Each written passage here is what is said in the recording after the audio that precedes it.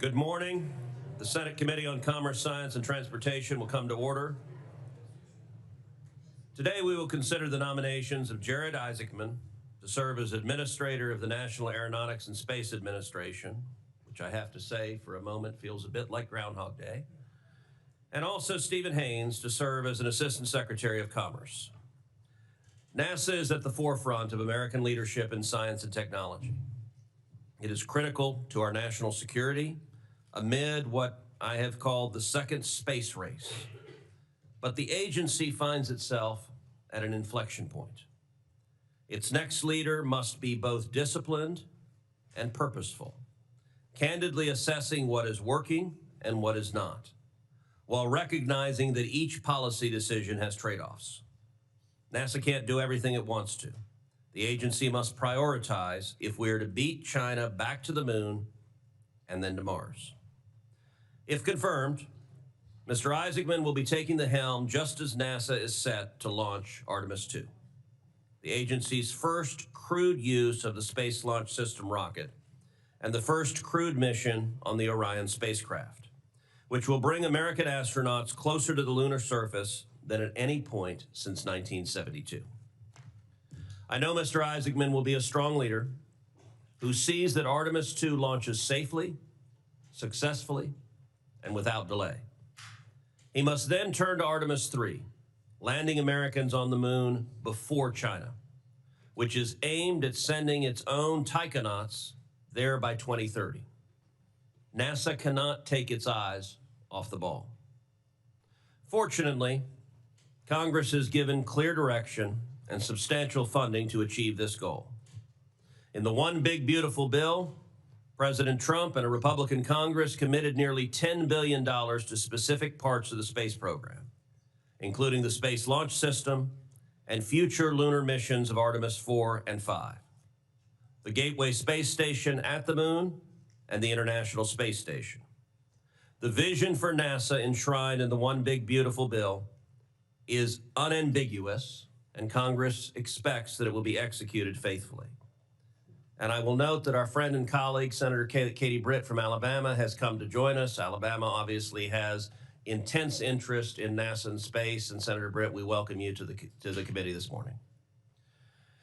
Investments in hardware alone won't guarantee mission success.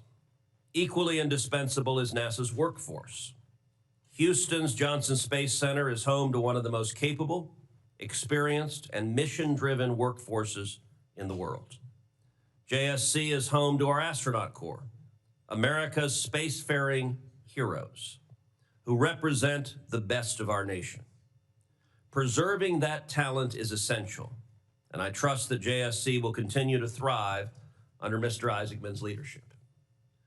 Mr. Isaacman, I believe, will prioritize stability, accountability, and respect for the men and women who make the agency's missions possible. As the commander of Inspiration 4, the first all-civilian spaceflight, and the first private citizen to walk in space, he knows that every successful mission depends on the skills and the dedication of its crew, as well as the countless professionals supporting them from the ground. Mr. Isaacman, I know that you are as committed to American supremacy in the final frontier as is this committee and the entire Senate. The United States must remain the unquestioned leader in space exploration. And this imperative is why we need to confirm your nomination as expeditiously as possible. My hope is that you will be confirmed and in this role before the end of this year. Finally, a word about our nominee to lead industry and analysis within the International Trade Administration at the Department of Commerce. If confirmed, Stephen Haynes will also help us compete with China. He will support U.S. companies with actionable market intelligence, help them navigate trade barriers, and identify opportunities for expansion into foreign markets. He brings experience as a foreign service officer and from across multiple federal agencies. Both our nominees before us will advance American interests, whether in outer space or here at home. I now turn to Ranking Member Cantwell for her opening remarks. Thank you, Mr. Chairman, and thank you for this hearing. Congratulations, Mr. Isaacman, on being renominated to lead NASA, and Mr. Haynes on your nomination to be Assistant Secretary of Commerce. I, too, would like to welcome our colleague, Senator Britt, from a state that has a very robust aerospace community, and look forward to continuing to work with her. And I'd like to say a special welcome to two Washingtonians who are here, Bill Nye, the science guy from Washington, and Mr. Dietrich, who is Mr. Haynes' father-in-law. Great to have you here as well in support of him. Mr. Isaacman, I supported your nomination the first time you came before the committee, and I hope to do so again. I, as the chairman mentioned, hope to get you in this position before the end of the year.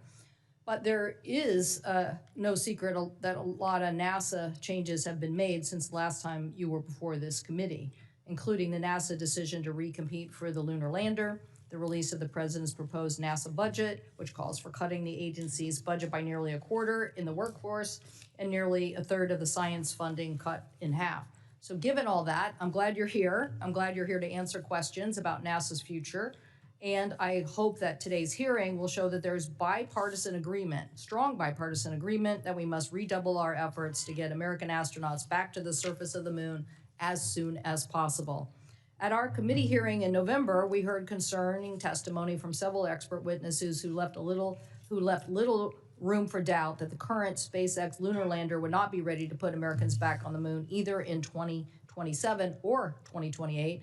And this is almost certainly would lose the race to China. And I know that you are going to have robust competition. In response, the acting administrator, Duffy, reopened the contract and its competition for the lunar lander that can be ready sooner by the end of 2028. And I think this was the correct decision. And I expect you to continue executing on this plan if confirmed. To be clear, winning the race to the moon is not just about short-term token victories. It is the first step in accomplishing a very long-term presence on the lunar surface, which is strategic economically and in a national security imperative. Mr. Isaacman, I expect to hear from you today about how you will ensure we achieve these goals. NASA is also much more than just a moon exploration program. The agency leads in a number of other vital strategic missions, including aeronautic research, space technology, and of course the agency's critical science mission. NASA is one of the world's leading research and development organizations. I think that's why we have, I don't know, about 50 people waiting outside to get in this hearing room. I think they really believe you're going to get confirmed, and they all want to be first in line to talk about all these developments.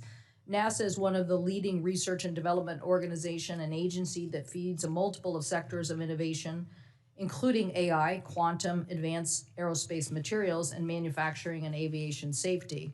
You and I have had a chance to talk about this issue as it relates to, in my home state, 1,500 companies from a robust aerospace supply chain, including 40 Artemis program suppliers, and this issue of a tech hub working on next generation thermoplastics that is so critical to all space and aerospace manufacturing to get a high rate piece manufacturing production. Nevertheless, as we discuss these issues, OMB Director Vaught has been working to gut NASA's budget, especially in science. Earlier this year, multiple NASA whistleblowers provided evidence showing that OMB was pushing NASA to implement the dangerous cuts requested in the president's budget for fiscal year 2026, disregarding the law and the impacts that this would leave on NASA. This is just unacceptable. Mr. Isaacman, if confirmed, I expect you will push back on these dangerous ideas and advocate for NASA's budget.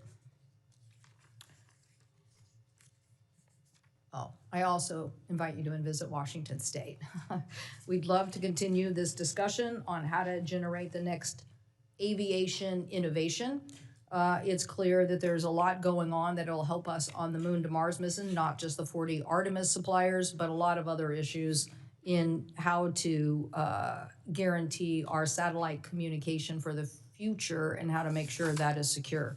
So thank you again for your willingness to step up to these challenges. Turning to you, Mr. Haynes, have confirmed the Assistant Secretary of Commerce, Industry and Analysis. You will be responsible for strengthening the globe's competitiveness in U.S. industry and overseeing key trade analysis. You would lead a team charged with value-added analysis and tools to support economic policy decisions. No doubt there's been a big sea change since COVID about supply chain issues and supply chain vulnerabilities, and the interest that commerce play a larger role in identifying those risk sectors. Myself and Senator Risch have been leading a charge on fusion technology and hoping that we could be very aggressive on supply chain issues if, in fact, fusion technology gets to the actual point of manufacturing in the United States. So I look forward to working with you on those supply chain issues. And I want us to continue to know that we have to reduce tariffs. In my mind, tariffs are causing Americans to be challenged on affordability issues, and I look forward to working with you and asking you questions about that agenda as well. And welcome to our colleague from Tennessee, Senator Hagerty. Thank you. I will now turn to our colleague from the great state of Tennessee, Senator Hagerty, to introduce Mr. Haynes. Senator Hagerty, welcome to the committee. Thank you, Chairman Cruz and Ranking Member Cantwell. Thank you for holding this important hearing. Mr. Isaacman, I want to congratulate you on your nomination and look forward to your confirmation. The reason I'm here today, though, is to introduce a former staffer, a good friend, and a fellow Tennessean, Stephen Haynes. Stephen Haynes is President Trump's nominee to serve as Assistant Secretary of Commerce for Industry and Analysis. But before I get into his introduction, I'd like to actually address all of the staff sitting along the walls here today. I hope you'll take a lesson from Stephen Haynes. He did a remarkable job serving on my team, a great member of my national security team, and frankly touched many aspects of our office. He's taking that knowledge and moving it into the administrative branch, and the executive branch, into this administration. And he's going to go on to do great things. And I just think it's testament to the fact that the hard work that all of you put in on both sides of the aisle to support our nation and to generate the type of opportunities that we want to see for our children and grandchildren can manifest itself in a career like Stephen's. And I hope, Stephen, that you'll continue to advance your career. It's one of the greatest honors I have to represent to be here and speak on behalf of my former staffers, and to all of you. Thank you for your hard work that you do every day. And I hope that someday I'll be seeing you sitting in a seat just like Stephen. Stephen was one of my national security advisors for 2 years. His counsel was critical, covering nearly every issue that came to my office, from supporting my role as ranking member of the Banking National Security Subcommittee that covers export controls and CFIUS work, to State Department reauthorization and consular issues on the Senate Foreign Relations Committee, to the important work of funding the government through the appropriations process. Frankly, there wasn't much that Stephen didn't touch in my office. Before his time in the Senate, Stephen served as a Presidential Management Fellow, then as a Foreign Affairs Officer at the Department of State's Bureau of East Asian and Pacific Affairs. Stephen is a graduate of the University of Nevada and holds a master's in Asian Studies from the George Washington University Elliott School of International Affairs. Stephen's understanding of how federal agencies operate and his deep knowledge of foreign policy and national security were evident from the first day he joined my team. This expertise served the constituents of Tennessee remarkably well, and his love for this country and serving the American people is palpable. He's a man of conviction, a man of loyalty and integrity, and precisely the caliber of person we need serving in government. I thank you for considering Stephen's nomination, and I encourage my colleagues to support his nomination as he advances his call to public service. Congratulations, Stephen. Thank you. Thank you, Senator Hagerty. I will now turn to our colleague, Senator Sheehy, to introduce Mr. Isaacman. Senator Sheehy, the floor is yours. Thank you, Chairman. Welcome back, Jared. I'd say this is a once-in-a-lifetime experience, but I think we're on number 2 now. So, Monica, great to see you. Thanks for bringing the girls. Before I introduce Jared, Chairman, I'd like to enter in 40 letters of support for Mr. Isaacman's nomination, please. Without objection. Thank you. For nearly 70 years, the United States has been at the forefront of space exploration. President Trump knows how critical it is for our country to lead the way yet again as our space program aims to reach new heights, and that's why he chose exactly the right man for the job, Jared Isaacman. I've personally known Jared for several years, sharing an aviation community in Montana and cooperating with him on improving the education experience for our next generation of explorers, astronauts, engineers, NASA administrators at Space Camp in Huntsville, Alabama. Of note, both Jared and I attended Space Camp, and although I would say it lit a spark in both of us to chase the dream of aviation and aerospace, he's been far more successful than I have. We both dreamed of being astronauts as children. The difference is Jared actually is one, whereas I had to settle for the title of senator. We both dreamed of being astronauts as children. America's been the leader of global space travel for generations, pushing the boundaries of space and testing the limits of human endurance and intellect. All Americans should be deeply proud of the incredible accomplishments of heroes like Alan Shepard, John Glenn, Neil Armstrong, Jim Lovell, and many others. The sacrifice and leadership of these brave astronauts is what most Americans know. What they usually don't know is that behind each and every one of these explorers is a massive team of dedicated engineers, program managers, innovators, test pilots, welders, electricians, truck drivers, and families who are the true heroes of our space program. To lead this incredible team requires a leader who not only understands and believes in the mission, but has the interdisciplinary skill set to coordinate these cross-functional teams to achieve critical outcomes.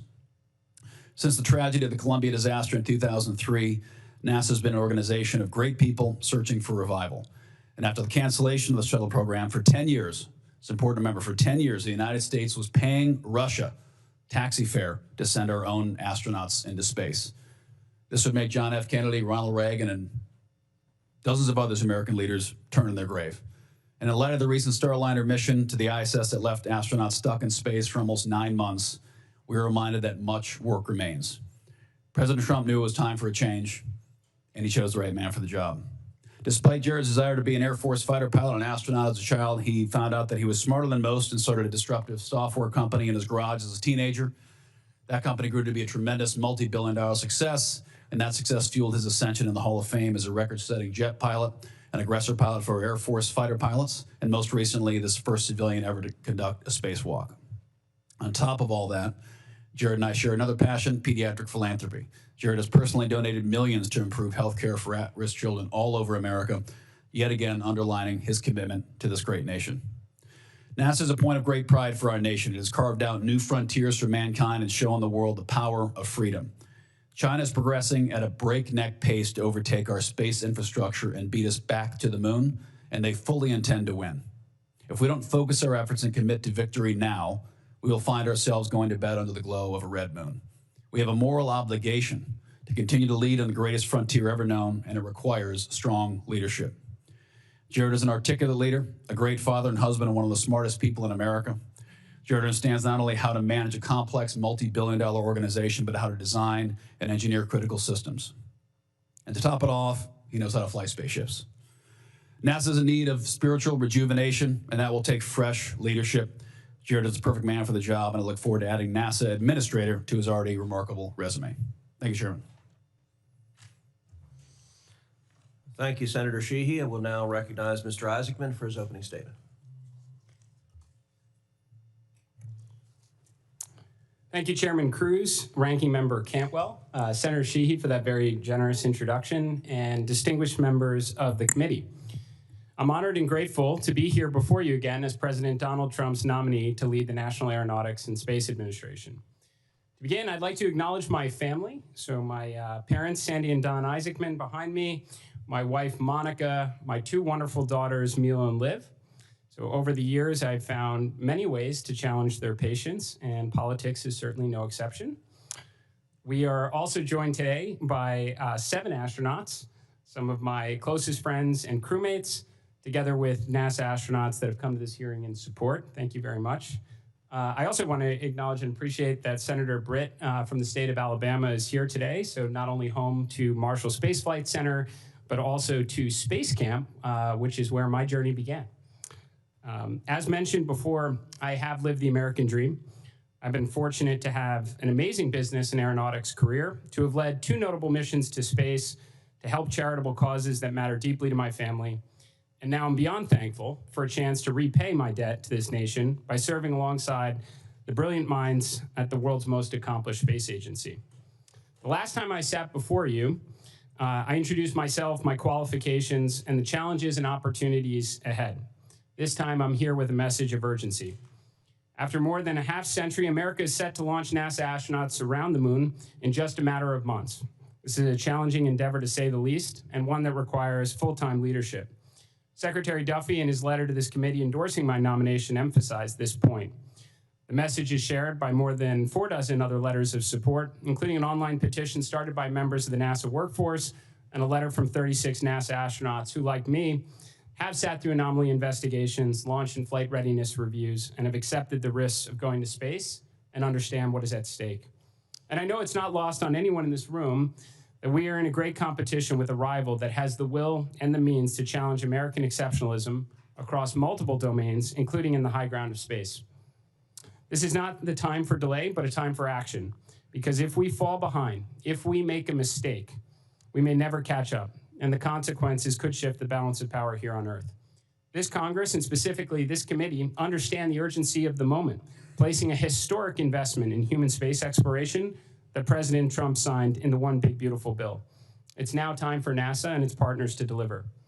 To that end, I want to assure you, senators, I'm not here for personal gain, to favor or enrich contractors, to close centers, or disrupt programs that are essential to completing America's objectives in space. If confirmed, I'm here to bring urgency and an extreme focus to the mission, to do all I can working with the best and brightest at NASA to lead humanity's efforts to unlock the secrets of the universe and ensure American leadership across the last great frontier. In concert with that grand endeavor, we will ensure the following: the success of the Artemis program that President Trump began during his first term. America will return to the moon before our great rival, and we will establish an enduring presence to understand and realize the scientific, economic, and national security value on the lunar surface. Along the way, we will pioneer the next giant leap in capabilities to extend America's reach even further into space, including expanding and accelerating investments into nuclear propulsion, both nuclear electric and nuclear thermal, and surface power programs. These efforts, in addition to industry partners building reusable launch vehicles, will set the stage for future missions to Mars and beyond. We will never accept a gap in capabilities again, not with our space station presence in low Earth orbit or our ability to send American astronauts to the moon. We will strive to build an orbital and lunar economy that can fund the future we all want to see in space someday and not rely exclusively on the taxpayer.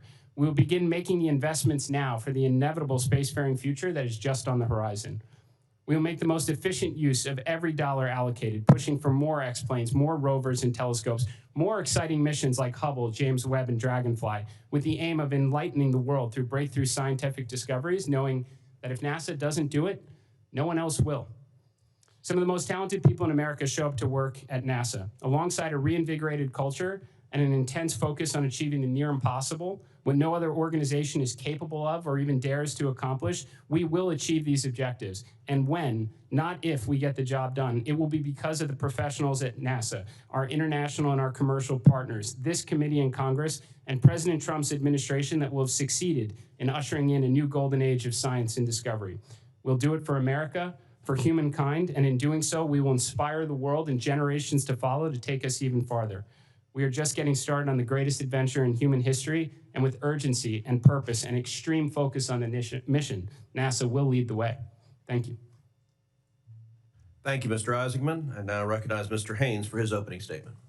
Thank you, Mr. Cruz. And here I was thinking that all the fanfare outside was for industry and analysis, but not the first time I've had my bubble burst. Chairman Cruz, Ranking Member Cantwell, distinguished members of the committee, it's an honor to be with you here today. I'd like to thank President Trump, Secretary Lutnick, and Undersecretary William Kimmett for putting their confidence in me to serve as the Assistant Secretary of Commerce for Industry and Analysis. I'd also like to extend my deepest gratitude to Senator Haggerty for introducing me today. I feel incredibly fortunate to have his mentorship and support.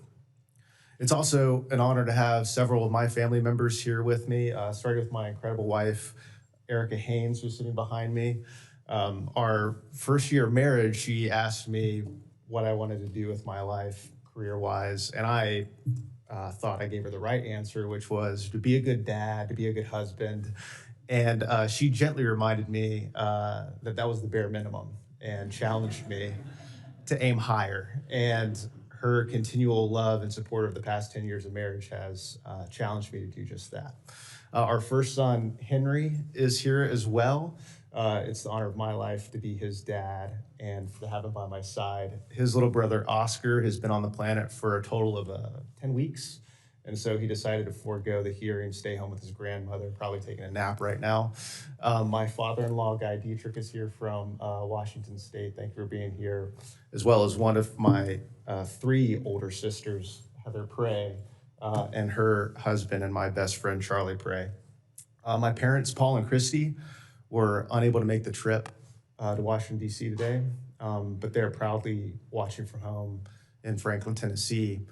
I inherited a tenacious work ethic and a drive for excellence from my father and a sense of faith and conviction from my mother.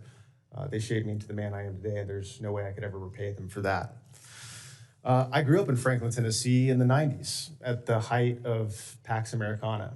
I distinctly remember driving home from school with my mom and her telling me that we lived in the greatest country in the world. And even at a young age, I was filled with a sense of pride and excitement and expectation for the future. I truly felt lucky to be an American.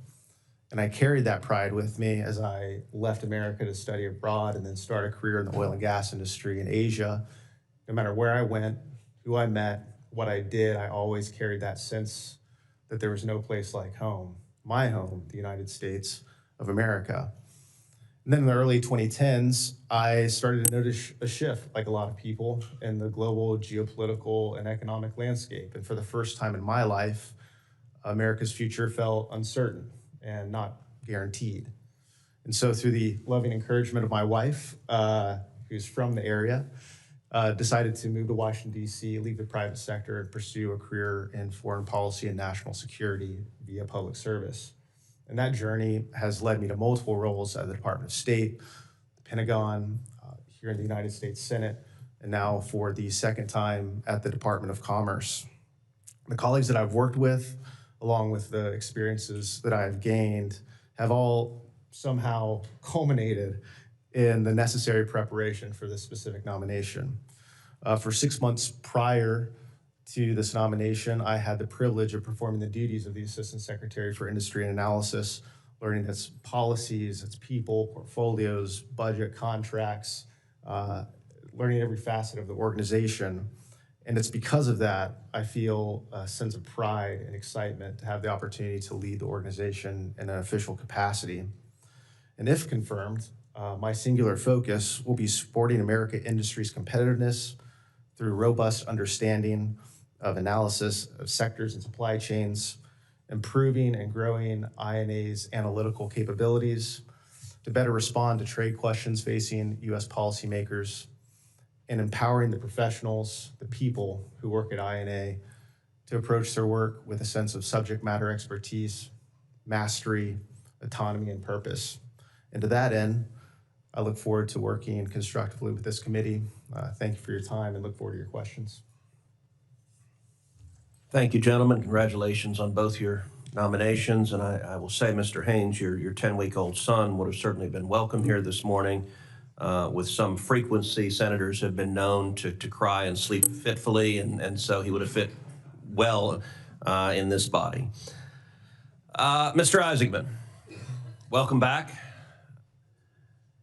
As you know, NASA's human spaceflight program, and its Artemis in particular, is critical to maintaining U.S. leadership in space. But as I think you can appreciate, spaceflight comes at a significant cost. Its success requires program stability. The United States can't dominate in space if our commitments change wildly from one administration to the next or from one appropriation process to the next. That's why the NASA section of the One Big Beautiful Bill Act, which I authored, outlines a stable path forward for the agency. It gives clear guidance on the Artemis moon mission. It paves the way for commercial space stations in low Earth orbit, and it invests in NASA's infrastructure to be able to execute its exploration missions. Will you commit to this committee and to the Senate to full and timely compliance with the law's requirements if you're confirmed? Yes, Senator, I do.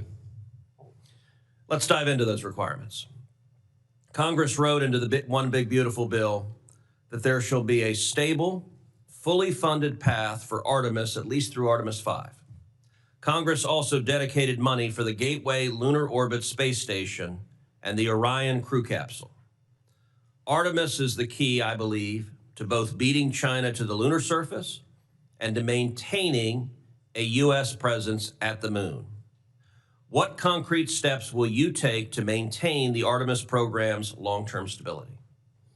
Senator, I appreciate the question, and similar to my previous hearing, I absolutely believe that the current architecture with SLS is the fastest path to achieving our near-term lunar objectives, which should be to return to the moon before our great rival and establish the infrastructure so that we can realize the scientific, economic, and national security value. Now we have the first mission, which is approaching in just a matter of months, which is Artemis 2, where we will fly around the moon. The next mission, Artemis 3, we're going to land astronauts on the moon. There's a lot that has to happen in between Artemis 2 and 3. So in that respect, I am grateful that the One Big Beautiful Bill affords us the opportunity of additional heavy launch vehicles through Artemis 4 and 5. Now, in order for, with respect to the continuity of the mission, Senator, in order for us to actually land the astronauts on the moon, it will mean that one, or ideally two, commercial partners will have pioneered reusable heavy launch lift capabilities and orbital propellant transfer to get the lander to the lunar environment. And when we see American astronauts walk on the moon again, it means one or both of them were successful. So in doing so, after completing the Artemis 5 mission, which is already contemplated in the One Big Beautiful Bill, we should have numerous options available to us to have routine and affordable missions to the lunar surface for continuity beyond Artemis 5. It's also part of U.S. law that it is American policy to have sustained human habitation either on the moon or in cislunar orbit. Do you agree with that objective, and do you commit to doing everything humanly possible to achieving it? I do, Senator. I think the President of the United States would be very excited to see a lunar base.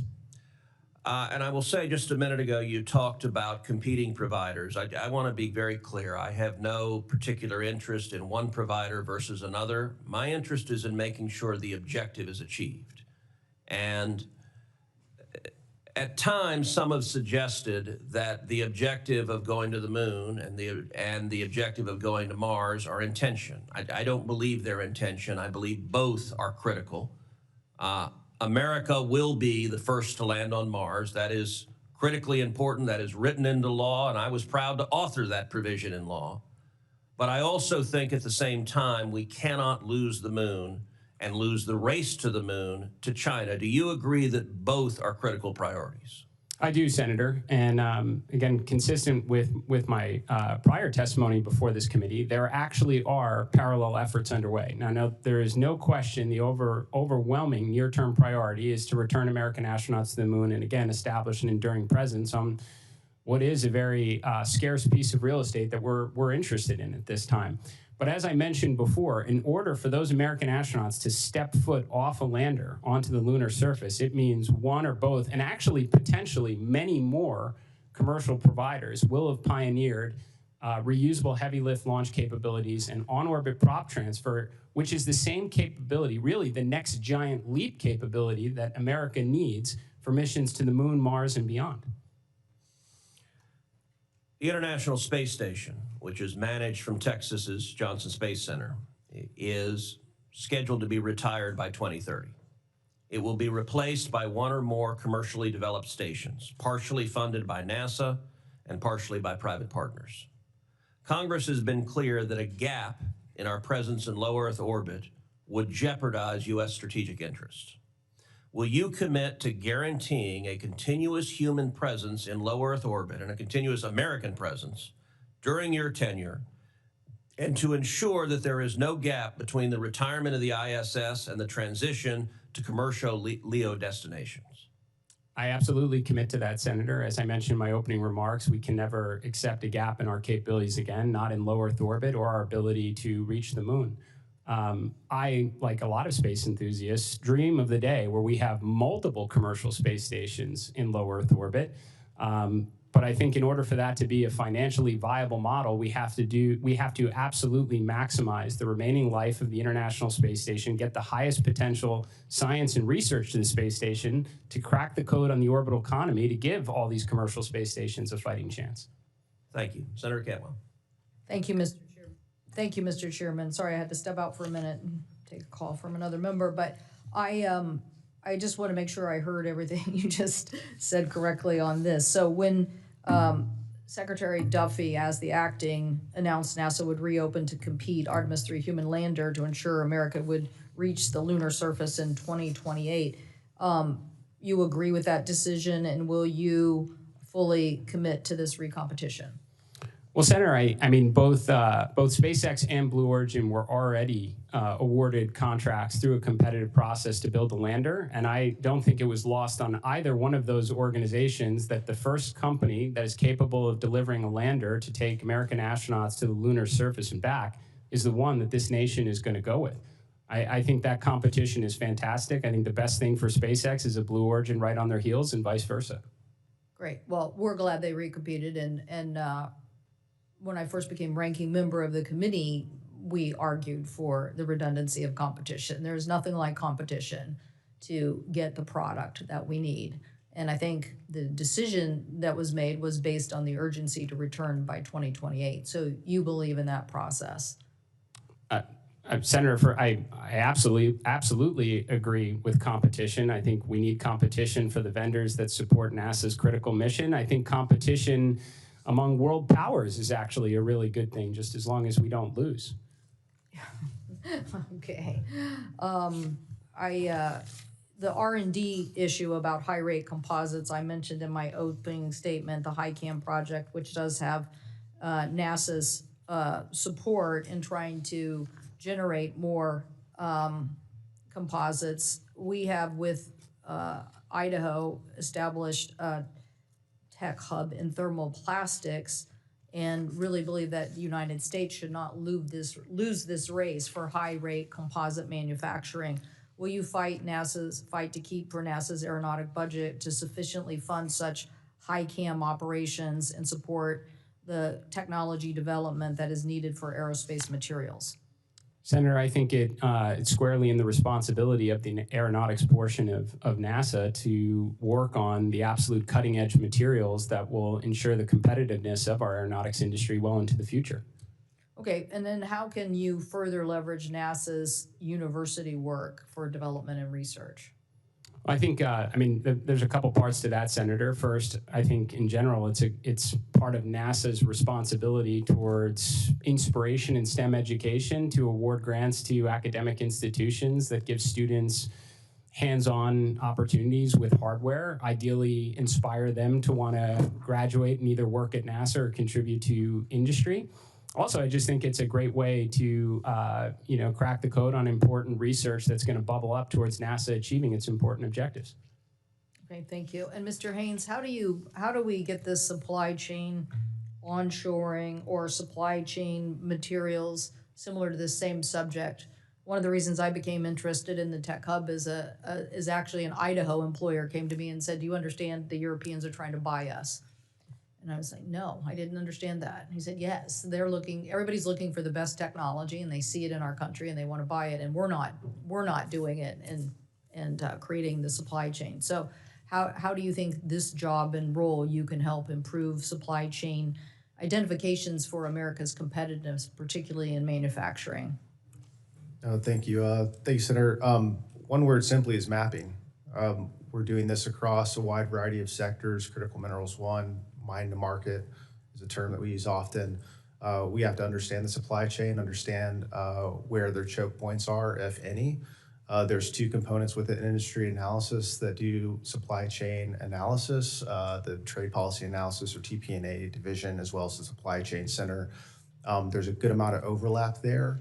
If confirmed, one of my sole focuses is going to be to supercharge our analytic capabilities, bring some in-house, currently out-of-house tools in-house to be able to answer specific questions just like that, and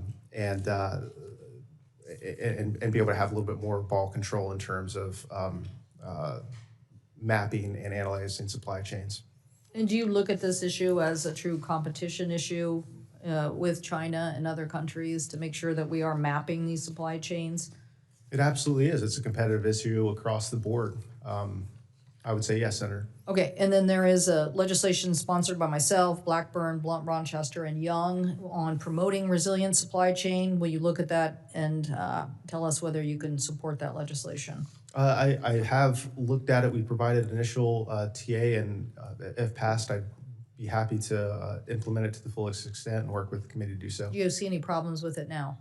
I would have to read the bill over again. The current text is escaping me, but I'm happy to do that. And For the get back record, to that you. would be great. Thank you so much, Mr. Chairman.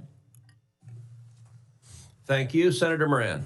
Chairman, thank you. Thank you and Senator Cantwell for exhibiting greater speed than the normal Senate process in having this hearing, in hopes that I'm pretty sure glaciers move at greater speed. we share that view, Mr. Chairman, and nice to see that this committee is moving forward in regard to consideration of confirmation of a new NASA administrator. And I look forward to his confirmation and look forward to the Senate considering it, his approval in this committee and the Senate approving it presumably next week. Mr. Isaacman, let me start with you. My intended questions changed a bit because I received a letter this week from a Kansas farmer. And it captured my attention because I certainly share the views of Senator Cantwell and Senator Cruz in regard to the moon and Mars, and that's, I suppose, what nationally the public thinks about NASA is that we're on our way to some object in space and we're exploring space, but NASA has lots of roles. You've talked about STEM education being one of them. I want to mention for a moment the Mission Directive of Science. And the letter that captured me is from a Kansas farmer named Mr. Roth, and he indicates to me that NASA's Earth science investments, I'm reading from his letter, now directly support U.S. farmers in ways that were unimaginable even a decade ago. Tools based on NASA's data and science like OpenET, NISAR, the Rangeland Analysis Platform provide real-time, field-level insight into soil moisture, biomass, drought stress, water use, yield stability. These aren't future technologies, he says. They are already built, functional, and being used in states like mine today. He mentions FIAT is a national farmer science partnership that brings early development producers together with NASA researchers to co-develop practical on-farm tools using satellite data. This mission is to unite farmers with NASA to turn Earth observation technology into real-world decisions that support profitability, water efficiency, and risk reduction. Kansas farmer found value in NASA. It's something that we don't always talk about and think about when we think about space. I'm looking for your thoughts in response to what this farmer is reminding me of. How do you see NASA supporting or operationally developing the satellites that support precision agriculture? Tell me your response to this idea that NASA has a role to play in the everyday lives of Kansas and American agriculture. Thank you for the question, Senator. I mean, at the present time, we only inhabit one planet, and Earth science is pretty vitally important. It's a role that NASA has had since the agency was established. We have Landsat satellites up there that are looking down, understanding droughts and flooding and wildfires, natural disasters, just almost essentially in real time that obviously play a direct role on the agriculture community. There's obviously our GPS constellations that are, going to go hand in hand with agriculture equipment for next generation farming. So I do see this as a vital role that NASA continues to fulfill. I thank you for that statement, that commitment. I'm pleased to be a member of this committee, and I chair the subcommittee on aviation and space, but I also serve as the chairman of the Senate Appropriations Committee that funds NASA as well as the Department of Commerce. And Mr. Isaacman, have you had a chance to look at our budget, our appropriations bill, in any response to what our committee has approved and what we expect to be on the Senate floor in the next 2 weeks? Well, Senator, I don't think I can really comment on any pending legislation other than to say that we will absolutely maximize every dollar Congress affords to the agency. Would you expand that commitment to say that you will execute the funding that we provide to NASA in this legislation as it's intended to be spent? Senator, I will always follow the law, sir. Thank you. I would also use this opportunity to indicate that upon our success in bringing the Commerce, Justice, Science bill to the Senate floor, I encourage all my colleagues who are so excited about space exploration and going to the moon and going to Mars, and maybe who have an interest in agriculture and earth sciences, I would encourage them to actually vote for the appropriation bill so that we can, in addition to authorizing and confirming personnel, we can actually accomplish the goals that this committee is spending time this morning highlighting. Let me ask about another aspect. I have 14 seconds. Let me ask a question in fairness so that the gentleman from Tennessee is not ignored. It a bit follows the question of Senator Cantwell, and that is making sure that you using ITA not only as a trade remedy for export promotion, but to be a proactive partner in shaping industrial policy, improving supply chain resiliency, and strengthening U.S. competitiveness.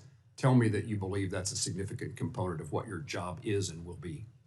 Thank you, Senator. That is the core component of the job. Thank you. Thank you, Mr. Chairman. Thank you, Senator Moran. And Senator Kim has very kindly agreed to allow Senator Moreno to skip in front of him in line, since Senator Moreno has to preside on the Senate floor. So thank you, Senator Kim, and I recognize Senator Moreno. Thank you, Senator Kim, and that doesn't mean I'm going to be less harsh on you in the pickleball court. But thank you for doing that. I appreciate that. Thank you, Mr. Chairman, and thank you, Mrs. Isaacman, for putting up with this double take process. I'm sure having a great supportive spouse has been critical in your life, like it's been for mine. Mr. Isaacman, as the administration looks to accelerate Golden Dome and strengthen national security space capabilities, how do you see NASA and the U.S. Space Force better coordinating their work in power, propulsion, communications, and hypersonic missile testing, especially given the unique test environments at places like Armstrong Test Facility to avoid duplication and move faster? Thank you for the question, Senator. So clearly NASA's job is the peaceful exploration of air and space. It's also not lost on us that this is a domain that is of great strategic importance. And I do think in a fiscally constrained environment, it is important that we are not having duplicate infrastructure or various bespoke programs when we could have a more unified approach to it. So for example, a lot of the work that is done both at Glenn and Marshall Space Flight Center with nuclear has applications for peaceful exploration of space, surface power programs, but also Department of War implications. And I'd hope that we could collaborate at least with some of our counterparts in other agencies, again, to avoid any duplicative spending or inefficient application of resources. That's right. Speaking of nuclear, at NASA Glenn Research Center, we're leading the development of a 100-kilowatt lunar fission reactor. How should NASA build on this leadership in nuclear power and propulsion to ensure that the U.S. stays ahead in returning to the moon and reaching Mars? Well, Senator, I love that question. I think NASA is funded by the taxpayers to do the near impossible. As I mentioned in my opening remarks, what no other agency or organization or even company is capable of doing or dares to do. I think NASA should be evolving to work on grand, almost mini Manhattan Project nuclear programs that have the benefit for surface power applications, especially when you're out of sunlight or you're undertaking discovery missions, let's say past Mars, for example, or even actually on the surface of Mars for manufacturing propellant. So I think there is this working, whether it's on nuclear electric propulsion, nuclear thermal propulsion, surface power programs, there is a ton of applications that NASA should be working on in that regard. And when NASA does work on the near impossible, what no one else is doing, it attracts the kind of talent that wants to participate in those programs and achieve these kind of, I guess, world-changing breakthroughs. I appreciate that, and look forward to having you and hosting you in Cleveland at NASA Glenn. Very easy trip from home, so I won't keep him long. He'll be home for dinner after he comes and visits, as opposed to Texas, really far away. It's a very out-of-your-way trip to go down there, but Cleveland right around the corner. Mr. Haynes, the U.S. depends on specialized aerospace supply chains. What is your plan to strengthen domestic component manufacturing and reduce reliance on Chinese suppliers? Thank you for that question, Senator, and thank you again for meeting with me yesterday. I appreciated the time and hearing what your priorities are. I would say three things. One is the role of industry analysis is to support a wide variety of trade policies We are currently conducting a number of different investigations, or supporting a number of different investigations, like Section 232s, 301s at USTR. And as a part of that, we are understanding what these supply chains are, where they head, and how to create the incentives to bring those back here to the United States. We're meeting with industry regularly. Our Deputy Assistant Secretary for Manufacturing was just at the Dubai Air Show. He's met with Boeing, he's met with a number of different aviation companies, understanding what their needs are, and coming up with creative solutions to bring that back here to America. All right. And last question, you do obviously a lot of data. I mean, your job is to really make certain that people understand what the set of circumstances are. Others opine and make decisions, et cetera. Would it be possible without President Trump's policies for us to have gone from 51% of the cars sold in America being made in America at the beginning of this calendar year to where we are right now, which is at 57% and climbing of the cars sold in America being made in America? Without President Trump's policies, would that 6-point swing in less than a year have been possible? No, Senator. Thank you. No questions. Thank you, Mr. Chairman. Thank you. And now I recognize Senator Kim. Thank you, Chairman. Mr. Isaacman, good to see you again. Last time around, we had a lot of opportunities to be able to talk between the two of us. And we both stress how important NASA is and space exploration is to our country, to our science. And while we didn't see eye to eye on everything, I was willing to support you. Now you come before us again. And one thing that has come up that is on my mind right now is having seen a document named Project Athena. So I guess I just want to ask you, what is Project Athena, and do you stand by what is in that document? Thanks for the question, Senator. So at the time of my previous nomination, moving into a new environment such as government service at a responsibility as great as the leadership of NASA, I had called a draft document that I continued to update based on my interactions with, well, the briefing leadership at NASA's agency, my interactions with various senators and their staff. Basically, ideas, thoughts on the direction of the agency, research requests. It was always something that was meant to be refined with actual data should I have been confirmed in it. But I do stand behind everything in the document, even though it was written 7 months ago. I think it was all directionally correct, consistent with prior testimony and my interactions with various senators. So you're the author of the document? I am, Are Senator. you the sole author of the document? I am, Senator. So I guess the challenge that I have is when you came before this committee a couple months ago, actually in response to the chairman, you said to him, quote, "Senator, I have no intention as of now to say that I would cancel any program. I need to, if I'm confirmed to be getting a job, understand where things are at." You know, and what we had talked about is that if you were confirmed that you would go in, you would allow yourself to be in the job before you make these decisions. You would engage with the NASA employees and others. So when I see in Project Athena comments like calling for a reevaluation of sustained lunar presence, I mean, you said to the chairman today that you're committed to Artemis, committed to an enduring presence on the lunar surface, but then you just tell me right now that you stand behind the document and stand behind, I assume, this statement about reevaluating the sustained lunar presence. So I'm just having trouble understanding what to believe. So do you stand by that comment in that line in Project Athena about reevaluating a sustained lunar presence? Well, Senator, I mean, it was 62 pages worth of material, so I imagine any one sentence or so can be taken out of context. But in my prior testimony before this committee, I said it was imperative for us to realize our near-term lunar objectives. I think at the time I said, and determine the scientific, economic, and national security value of being on the lunar surface. I think today I come before you because there's overwhelming clarity within the administration of not only to return the moon before our arrival, but also establish the infrastructure for an enduring presence. So that naturally, 6-7 months is an awful lot of time. But I would say, Senator, there's probably 10 pages within that plan that call for research requests to make sure that you gather the accurate information to inform a definitive plan. But I certainly do stand behind the idea that if anyone's going into a position of great responsibility, it's better to go in with a plan than none at all, sir. But isn't it better also to have humility in the job and to be able to go and engage the experts and the scientists who have been doing this work?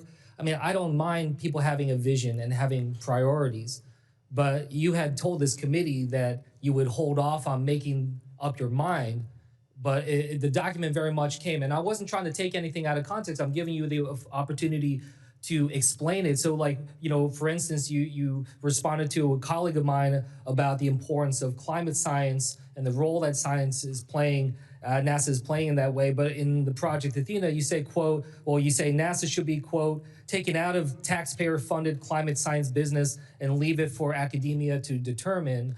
That stands in contrast, I feel like, with things that we've heard you say before. So I guess I wanted to ask you, do you stand by that statement of taking NASA out of climate science business?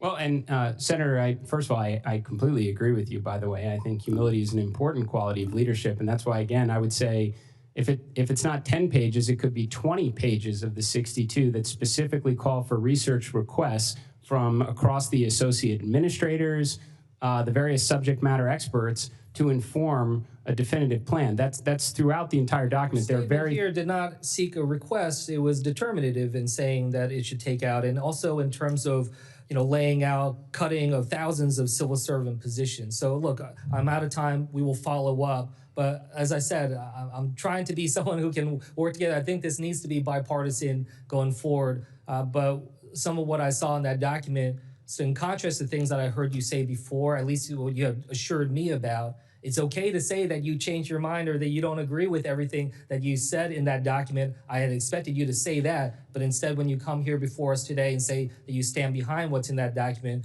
that causes us to have further follow-up here to understand what your positions are. And Senator, I would welcome any opportunity to get together, and I would happily talk through anything in that plan or that document and give you the rationale behind it, and I'd welcome your feedback. To do this job is going to absolutely take the cooperation with this committee and Congress. Thank you for that. And with that, I'll yield back. Thank you. Mr. Isaacman, I wanted to ask you, so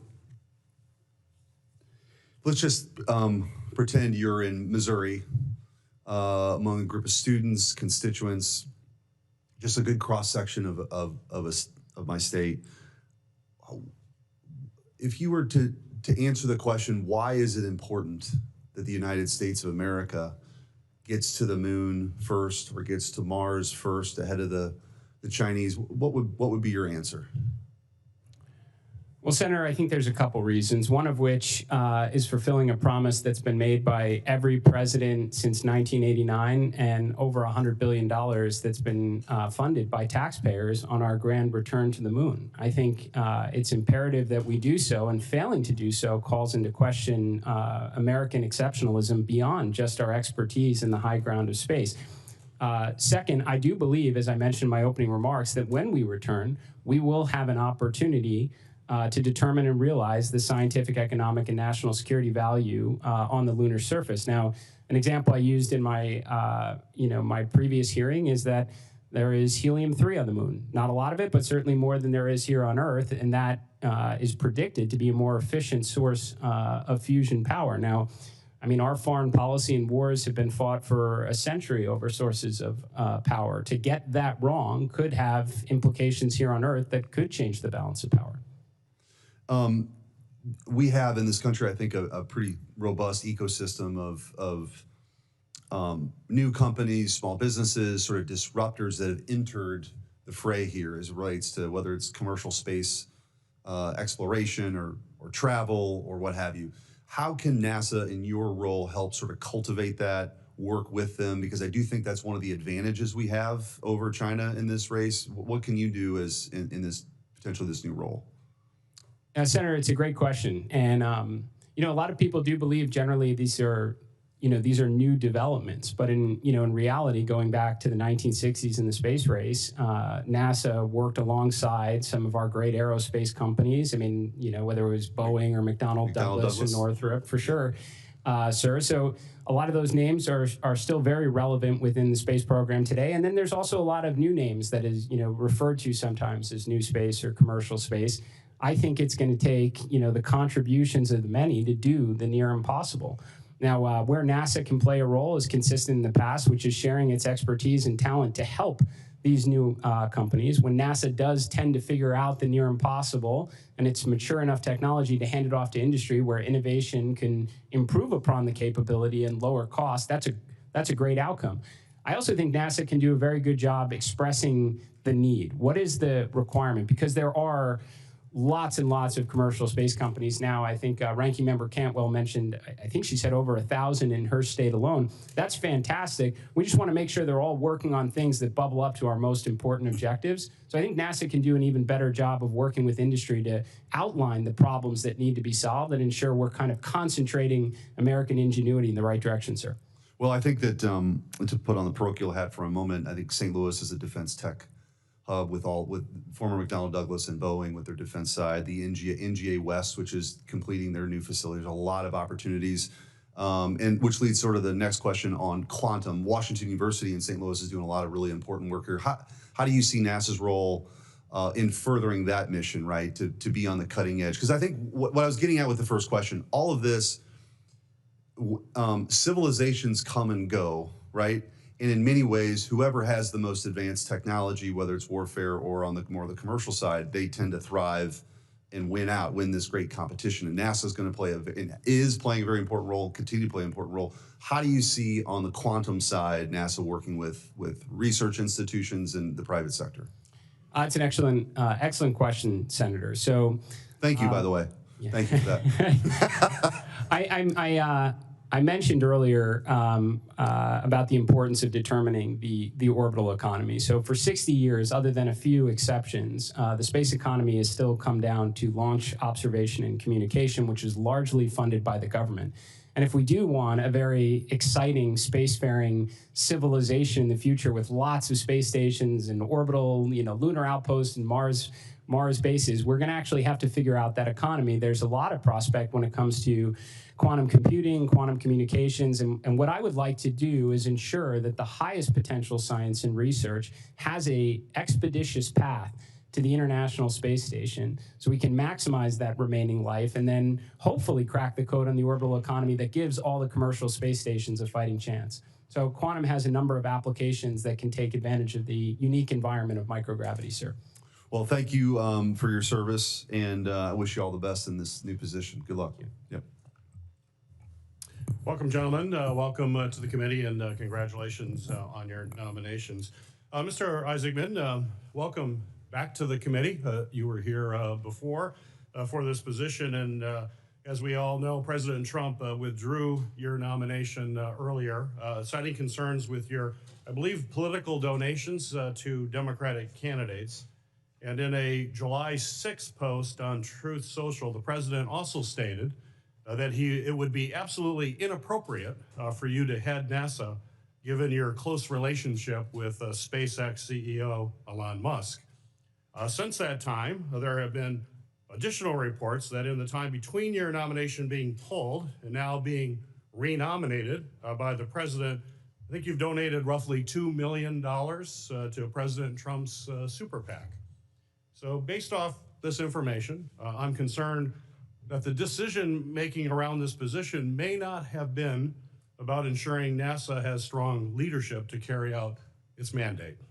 So could you please explain what happened to make President Trump reconsider the decision to pull your nomination, and what assurances you may have provided, if any, that your relationship with Elon Musk and SpaceX would not create a significant conflict of interest for you in this role?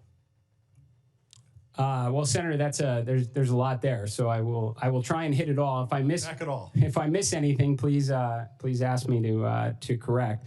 So first and foremost, I wouldn't even begin to want to speculate, why the president nominated me, withdrew it, and renominated me, other than to say I was grateful for the opportunity in the first place. It was an incredible experience.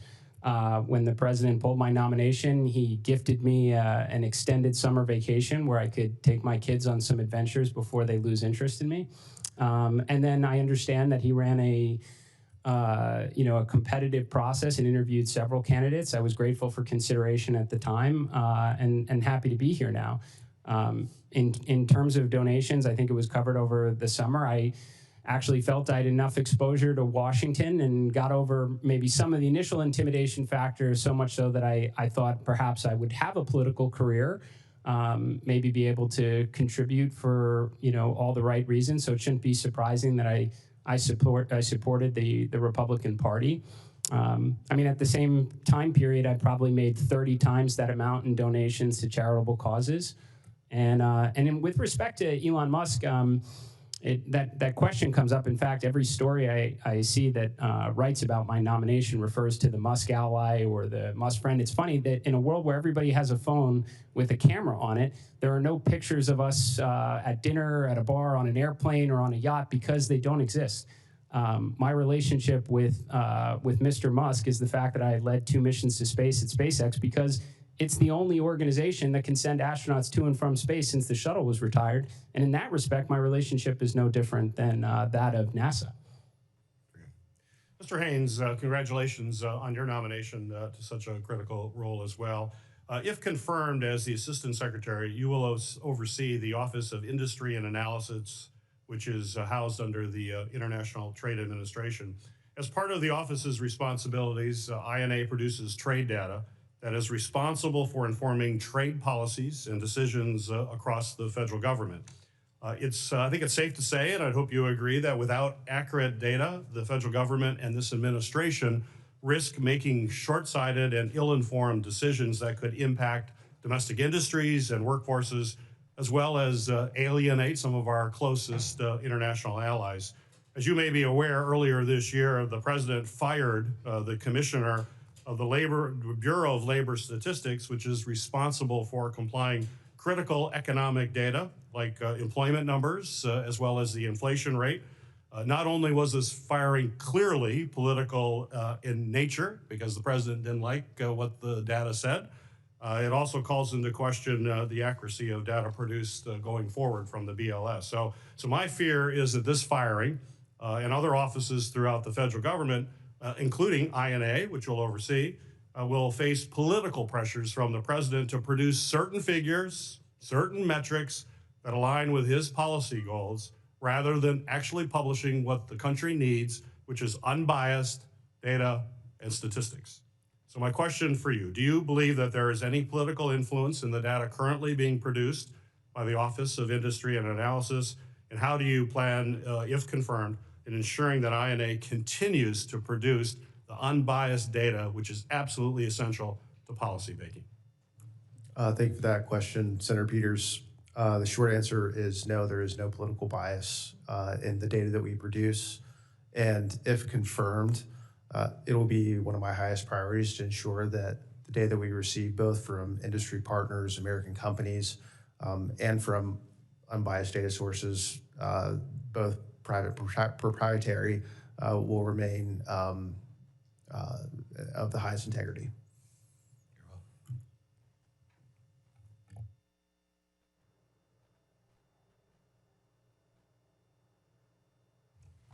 Thank you. Senator Sheehy.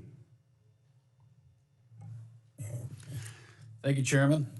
Mr. Haynes, we've heard a lot about the politicization of job numbers and economic statistics over the past year since President Trump's taken office, but isn't it accurate that Gina Raimondo had an 800,000 job revision when she was Secretary of Commerce under the Biden administration? That's possible, Senator. I'm not sure the exact statistics, but yeah, no, that's what happened. That's the fact. So we're routinely told that this administration and the Republican Party has politicized numbers. We've warped data and we've lied to the American people. And the truth is, we saw manufacturing flee this country. 97% of rare earths and critical minerals are now processed in China. That data didn't seem to move the needle at all, despite us watching for decades as manufacturing critical industries fled this country under overburdensome regulation and incentivization that sent those industries to other countries. And every administration, whether they had Politicized data, non-politicized, it shows you either ignored the data or lie about the data and sent those industries overseas. And now we are paying for that every single day. And Jared's job is going to be exponentially harder because so much of the critical materials he's going to need to send our astronauts back to the moon and maintain space dominance doesn't come from America. And some of our most sensitive technology is built with components that are made in China, the very country that is working every single day to undermine our supremacy. So I'd like to hear your plan on making sure that not just that we have the data, but you are ensuring that data is shared in a timely manner so that we can make sure we're making policy decisions in this body, as well as in the executive branch, to ensure that we're bringing those industries back and ensuring we have dominance for the next century. Thank you for that question, Senator Sheehy. First, you do have my commitment that we will be able to share that data with this committee and work collaboratively to solve these critical issues. In the executive branch, I can give one specific example. INA plays a critical role in the investment committee that is currently tasked with solving our critical mineral supply chain issues. We are mapping mine markets for all 54 critical minerals. We've identified over 700 projects and have already deployed or committed letters of intent and term sheets for about $16 billion worth of projects, covering about half of the 54 critical minerals. That's just one aspect of the work that INA is doing in terms of providing that data and making sure that principals and decision makers in the White House, obviously Secretary Lutnick, have the information they need to make decisions to solve these problems. And we'll continue to do that if confirmed. What is there a statute that's strategic that structurally ties you to the Department of War, so that the economic data that you're gathering and synthesizing is actually communicated in a timely manner to the people that need to know in DOW? I'm not aware of a specific statute. We do have good connectivity with the Pentagon, Office of Strategic Capital, and other areas within acquisition and sustainment, partly due because we have just some cross-pollination of personnel and just good relationships with the folks over there. But it could be strengthened, and if there are ideas from this committee of how to strengthen that, I'll be willing to share them and would be willing to work with you to do that. Yeah, I would encourage you to do that because obviously what we've seen, again, especially in the last 35 years, is we've seen a pretty sclerotic bureaucracy overtake our defense acquisition system, which has placed process over outcomes. There needs to be a forcing function that ensures that DOW is not making procurement decisions and national economic strategy decisions related to our defense industrial base that are de-linked from the economic reality of what happens here. And unfortunately, there's not a real feedback loop there. And the results have been apparent. You know, China builds ships 230 times faster than we do. You know, they have the ability to put more planes in the air at times than we have missiles to shoot them down. They have more material on the battlefield, the ability to project that power. And when we talk about the space economy, you know, every American interacts every single day with space, you know, 1,000 times, you know, a day. They don't even realize it. You know, GPS, without thinking about it, we press go on the Apple Maps and don't realize that if we don't have an orbital infrastructure that provides that GPS data, life shuts down. I mean, Uber doesn't show up at the street corner with you anymore. Your DoorDash doesn't arrive. Our entire life evolves around an orbital economy that will be critical in Jared's new role, but probably even more critical given your role to ensure we understand that those rare earths, the quantum computing that Senator Schmidt talked about, that all is going to derive from the data you provide DOW to make sure that our economic supremacy goes hand in hand with our military supremacy. So I would encourage you to try to make that link a little more structural and strengthen that because it's going to be absolutely critical in the next 10 years. Thank you. Thanks, Senator. Thank you. Senator Markey. Thank you, Mr. Chairman. Good to see you again, Mr. Isaacman. You may encounter that during your last nomination hearing, you refused to confirm whether Elon Musk, with whom you have deep personal and financial ties, was present at the meeting that then President-elect Trump offered you the job of NASA administrator. So I wanted to give you one more chance to set the record straight. Was Elon Musk in the meeting at Mar-a-Lago when President Trump offered you the job? Senator, it's great to have a conversation again. I thought we really ran this one to ground last time, but what I will tell you, Senator, and I wish I had the opportunity to explain it further before, is my first interview with the president, I think I've had several opportunities since to re-engage, was in a ballroom type setting, Senator.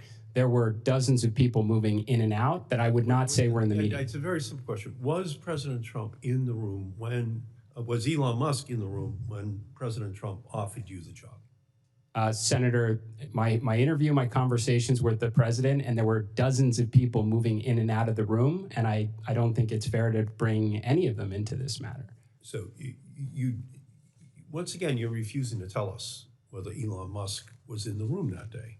And that actually makes me think that Elon Musk was in the room that day, but that you understand that it's a clear conflict of interest that he was there. You're asking us to confirm you as the next NASA administrator, and SpaceX gets $15 billion from American taxpayers for its business with NASA. You also have multiple financial relationships with Elon Musk, including investments in SpaceX, a contract between his company Starlink and your payments company, and even more, you bought space flights from SpaceX. Mr. Isaacman, what was the value of these contracts for space flights with SpaceX? Well, I mean, Senator, just to clarify on these points, I have no direct or indirect equity exposure to any aerospace company, including SpaceX. I have disclosed all of my financial ties to the ethics officials at NASA, as well as the Office of Government Ethics. They've generated an ethics letter. I fully intend to adhere to it. I more than acknowledge that I went to space twice with SpaceX, but I point out they're the only company capable of sending astronauts to and from space since the shuttle was retired. My relationship with them is no different than NASA's. In fact, if there was more than one company, I suspect I would have paid less. So what was the value of the contracts for space flights with SpaceX? I mean, Senator, I don't think it's lost on anyone that going to and from space is rather expensive. We never disclosed the... Well, your financial paperwork suggests it was over $50 million.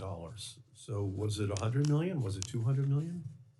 Senator, we've never disclosed it other than the fact that we were able to raise substantially more than the cost of the mission for charitable causes like St. Jude. So you won't tell us how much you paid the man who publicly campaigned for your nomination. Will you request that SpaceX release you? They didn't give me a discount, Senator. I appreciate that, but you were paying him. Will you request that SpaceX release you from the NDA so that you can provide the committee with this information? Senator, I will commit to always work with the appropriate ethics professionals to make sure I'm, continuously in compliance with my ethics agreement. Will you ask him to release you from the NDA so that you can provide that information to the committee? I have no issue asking them to release me from non-disclosure, Senator. Okay, that would be helpful. Mr. Isaacman, can you tell us, since President Trump initially withdrew your nomination, have you had any communication with Mr. Musk about the job of NASA administrator? I have not, Senator. You have not. So the American people actually deserve to know how much money you have spent personally on SpaceX, and whether the head of SpaceX and Starlink, Elon Musk, was personally involved in your nomination, because we're looking at conflicts of interest so big that they have their own center of gravity, and we just have to make sure that it's all out there and it's fully understood by the American people. And since your last nomination, we've received the president's 2026 budget request, which proposes a nearly 50% cut to NASA's science funding. Do you support President Trump's proposal to cut NASA's science funding in half? Senator, I certainly support the president's goal of reducing the deficit and shrinking our national debt. Now, an awful lot has happened from the initial presidential budget request to the continuing resolution that we've been operating in, to the one big beautiful bill that has plussed up additional funding for NASA. So I would, if I'm confirmed, I'd love to get my arms around where we are presently at. Well, a 50% cut to the NASA science budget is dramatic. And considering reports about your, quote, Project Athena plan for NASA, which literally banks on the decimation of our scientific abilities, Among other things, this document calls for NASA to stop collecting its own data and instead set up a taxpayer-funded subscription service from private companies for their products, companies that will set their own price for data that NASA needs to function on an ongoing basis. Would Starlink or SpaceX be companies that NASA would potentially have to turn to obtain data? Well, Senator, first of all, I think pretty much everything you just said there was not correct. What that draft document contemplated was working with commercial companies for certain types of Earth observation data, not SpaceX or Starlink. I think I specifically called out Planet and Black Sky as examples of companies that might be able to deliver Earth observation and climate science data at lower cost, specifically to free up resources for other planetary science missions that commercial companies are not capable of doing. Well, I would say this, that the proposal, and this is the truth, the proposal would strip NASA for parts and instead transfer taxpayer funds directly to the bank accounts of Starlink and SpaceX, companies owned by the very same man who may or may not have been in the room when Trump offered you the job. And we're just going to have to keep a very close eye on what will unfold at NASA if you are confirmed. Okay, thank you, Mr. Chairman. Thank you. Senator Budd. Thank you, Mr. Chairman. Thank you all for being here. Mr. Isaacman, great to see you again. Let's talk about NASA's Quest program, Quiet Supersonic. You know, it's designed to de-risk the science, validate the quiet supersonic technologies, and then let American industries like Boom, for instance, which has a presence in North Carolina, let them take the lead in building the commercial market. So as administrator, how will you ensure that NASA stays focused on enabling that new industry and avoids creating unintentional regulatory or technical barriers for the next generation supersonic flight? Well, Senator, this is certainly a subject that I'm pretty passionate about. I do think it's NASA's job, I believe it's funded by taxpayers, to explore the near impossible in air and space. And when they arrive at a major development and that capability is mature enough to hand it off to industry where competition can drive innovation and bring down costs. X-59 is an interesting example. There is some overlap with what Boom's doing. I think actually Boom is an extraordinary company. I'd love to see a lot more American companies trying to break the status quo and take on big, bold projects like that. I think NASA just needs a lot more X-planes, honestly. That was a really exciting one that we all had an opportunity to watch rather recently alongside the recent performance from Boom. But I'd love to see us have multiple programs that are exploring radical designs in airframe and propulsion. And when they do have those breakthroughs, not dissimilar to the 1970s, 1980s, when NASA was experimenting with fly-by-wire and thrust vectoring capabilities that have made their way in commercial aircraft as well as military aircraft like the F-22. Do you think there's a problem with Quest eventually competing against Boom? Do you think that's a potential problem? No, I would certainly hope. I'd say the whole industry, not just Boom in particular. I'd certainly hope not, Senator. I actually don't think NASA's at its best when it's doing what industry is doing, because at that point, talent would naturally probably gravitate to industry where they get the advantage of, who knows, appreciating stock options and such. I think NASA should constantly be recalibrating to work on that near impossible, what no one else is doing, which is going to attract that kind of exciting technology. That's going to attract that kind of talent to work on that exciting technology. When they figure it out, they hand it off to industry and they recalibrate to the next big, bold endeavor. I think that serves the talent, workforce, and the mission of NASA very well. Thank you. You know, in your testimony earlier, you were clear that the United States is in the middle of a second space race. The great rival that you mentioned spent more than a decade establishing a space Silk Road, offering collaboration on satellite, space launch, space infrastructure development to more countries across the Middle East and North Africa. So how does this sort of space diplomacy from an adversary affect our prospects for continuing dominance in space? And what's your vision for space diplomacy of ours? Well, Senator, I think there's a couple parts to that. So first, NASA has always been referred to, as a soft power. There's lots of diplomatic implications to their mission. A lot of our greatest endeavors are worked on with our allies across Europe, the Middle East, Canada, for example. I think what's concerning now is that some of these countries have more than one choice. So for the longest time period, America owned the ultimate high ground of space, and that attracted the interest of many nations to want to collaborate and partner with us. The Chinese do have their own space station now. They went from a single technaut in orbit approximately 20 years ago to having a space station where they're launching at an extraordinary cadence. So I think this is why there needs to be urgency to take a close look at NASA, what's going right, and do a lot more of that, and the things that are going wrong to clear those obstacles and paths so we can get back to doing, world-changing missions again. Yeah, sounds great. Thanks again for your time. Chairman? Thank you. Senator Lujan. Mr. Chairman, thank you so very much for that and for calling this hearing. Mr. Isaacson, welcome back to the Commerce Committee. I guess I'll just start out by simply asking, Mr. Isaacman, you believe in science? Of course, Senator. You support science? I do, Senator. You've conducted a lot of science experiments throughout not just your youth, but through your career, correct, sir? Yes, sir. I appreciate that. Now, a few of my colleagues have raised the concern about the nearly 50% cut to NASA's Science Mission Directorate, a directorate that is explicitly foundational to NASA's 1958 congressional charter. I think by the very nature of the number of questions that you're receiving today from colleagues about NASA, it shows the broad support for the science mission at NASA as well. Congress has already made clear that we rejected these cuts and will continue to fund the scientific missions that uphold NASA's statutory purpose. My question, yes or no, is do you agree that NASA has a statutory obligation under its founding charter to conduct and support Earth and space science for the benefit of the nation? Yes, sir. I appreciate that. Now, this is going great, Mr. Isaacson. Many of NASA's science programs are not commodities. You cannot run a value-added calculation on dual-use information that supports both science discovery and national security. Now, for example, these missions provide indispensable space weather data.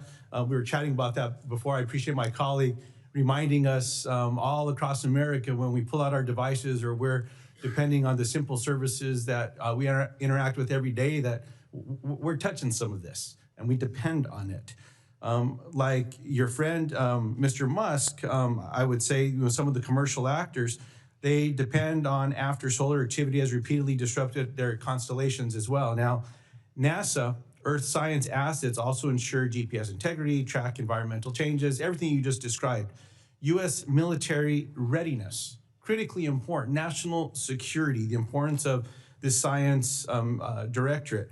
So let me ask you directly, yes or no, will you execute the funds appropriated by Congress for NASA's critical science missions exactly as Congress has directed?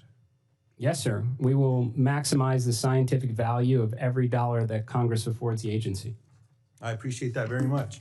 My last question is, while I didn't support the reconciliation bill that passed over the summer, there are pieces of it, particularly in NASA's section, that hold promise, and I appreciate the inclusion of them.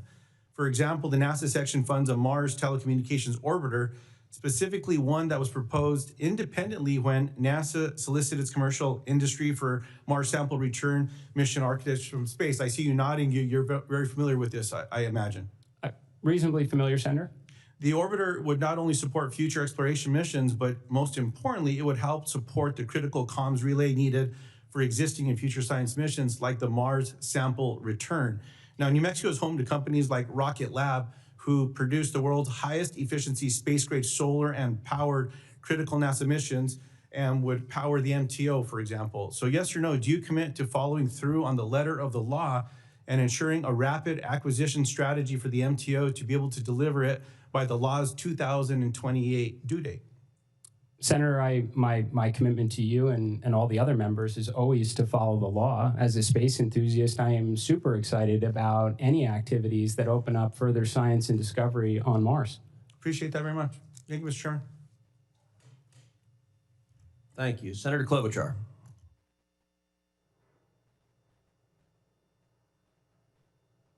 Thank you very much, Mr. Chairman. And I'm going to start out with a kind of interesting question about agriculture data. Mr. Isaacman, I don't think many people understand that NASA's satellite data is hugely valuable for farmers.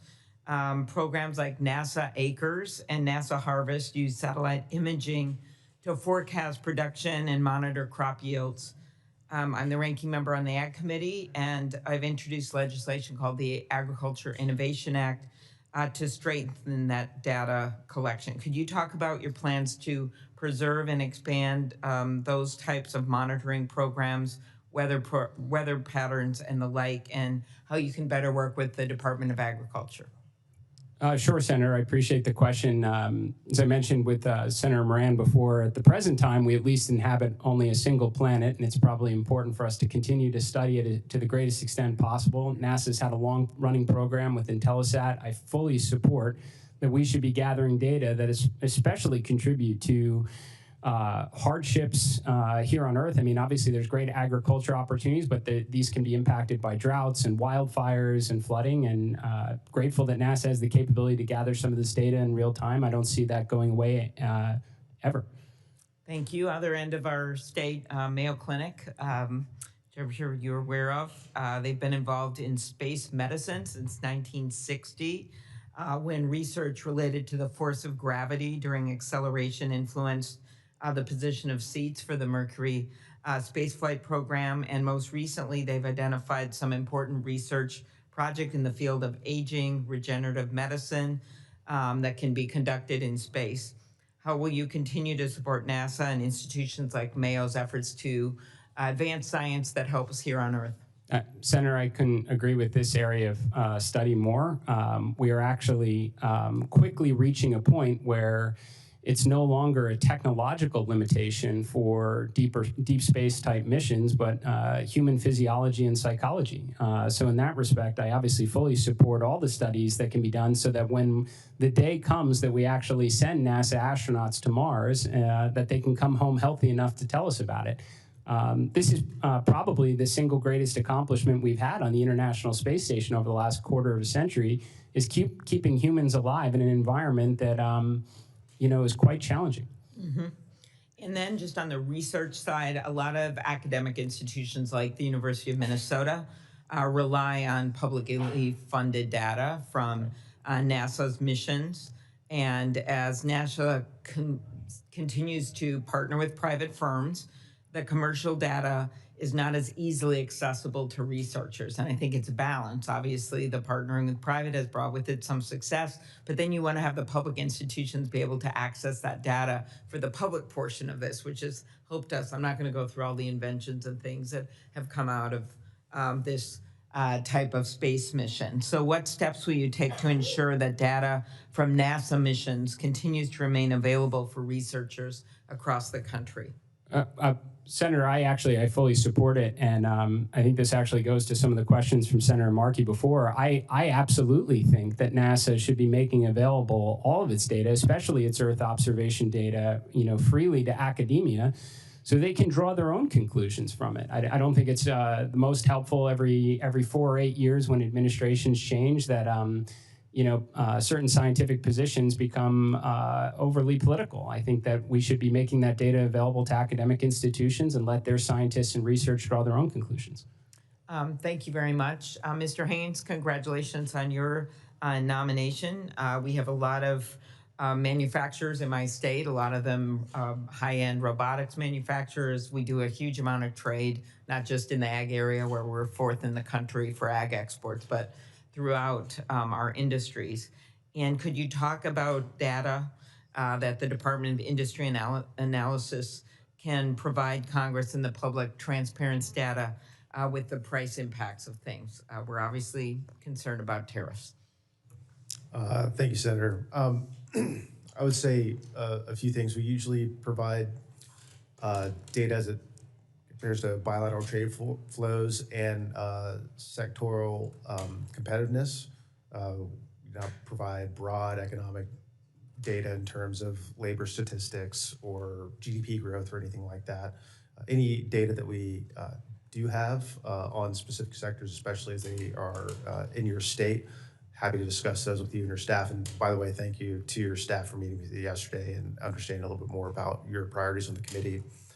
So can absolutely, if confirmed, commit to you to provide the data that we do have. Very good. And I think my time's running out. I'll put this in writing, but I do a lot with Brand USA, and Senator Sullivan and I just introduced major reauthorization of this, and Senator Rosen over here cares a little bit about this, representing Las Vegas.